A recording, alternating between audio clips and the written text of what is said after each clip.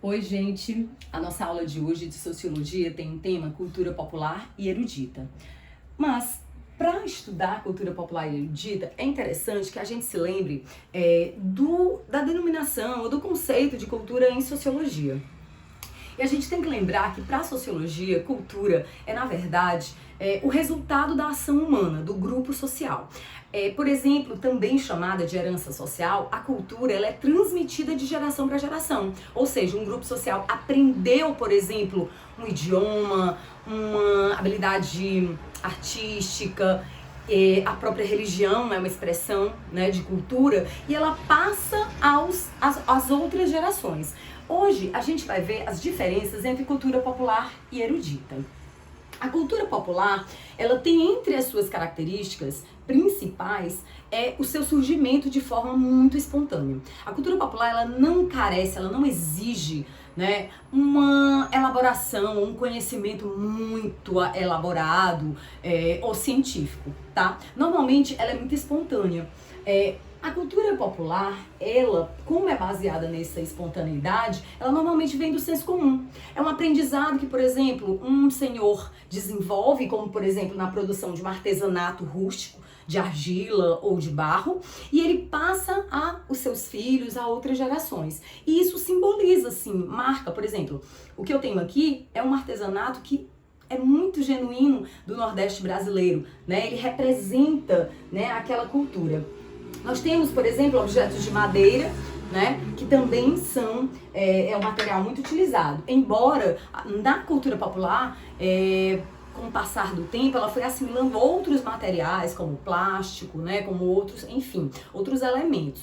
Mas como grande e importante característica da cultura popular, gente, é essa transmissão natural, né, de geração para geração. Então ela é muito baseada nas tradições, tá? Como, por exemplo, mitos, cantigas de roda, contos, né? A gente tem também, por exemplo, como exemplo de cultura popular, a literatura de cordel, as festas juninas, os foguedos, tantas festas como, por exemplo, no norte, né, do Brasil a gente tem a festa de Parintins, o Bumba Meu Boi, enfim, são expressões, né, que representam a cultura popular. Aí você vai dizer, professora, mas a festa junina hoje é uma grande festa como o próprio carnaval. Sim, com o passar do tempo, né, do mesmo jeito que ela assimila a elaboração de novos materiais, essa cultura, ela também se transforma, mas a essência dela é popular.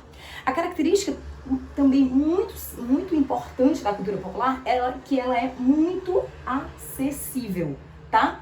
Se eu pegar, por exemplo, um grafite em um muro. Um grafite em um muro, né, é uma expressão.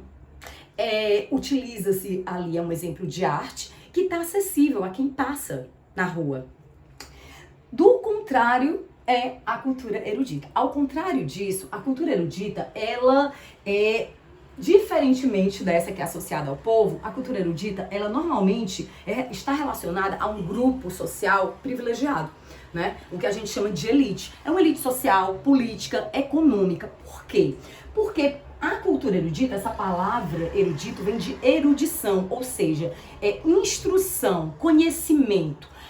Para que eu, então, seja produtor ou produtora de cultura erudita, eu tenho que ter acesso a conhecimento, normalmente conhecimento científico, baseado na leitura, em estudos, muitas vezes acadêmicos, universitários, a própria história da arte, né? A cultura erudita, então, gente, ela exige essa maior instrução, portanto, ela é bem menos acessível. Eu vou dar um exemplo muito simples.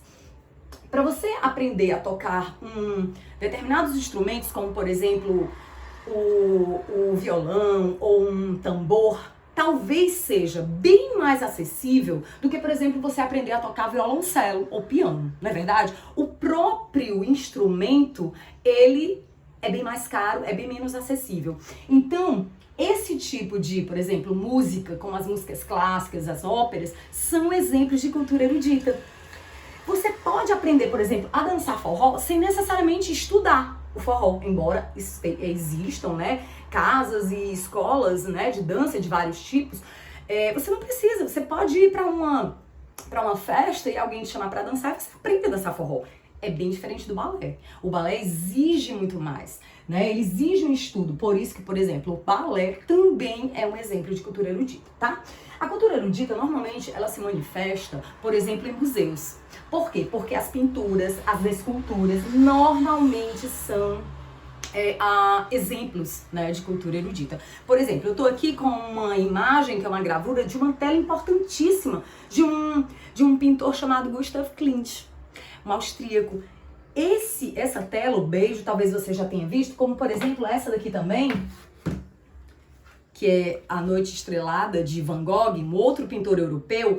Essas pinturas, elas só estão acessíveis, né, normalmente, as suas telas, em museus na Europa, ou então em várias metrópoles mundo afora. Não fica acessível para todo mundo, tá?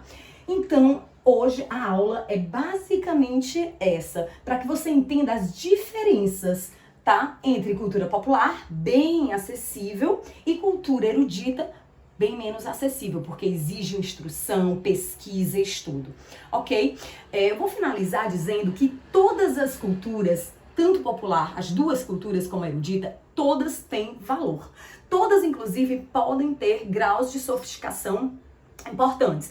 Porém, na sociedade, elas não têm muitas vezes o mesmo valor ou status, tá?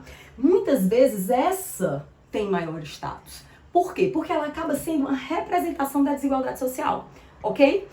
Um outro lance também. Não é porque eu vou a um museu e eu conheço as pinturas ou posso comprar uma tela, eu sou produtor de cultura.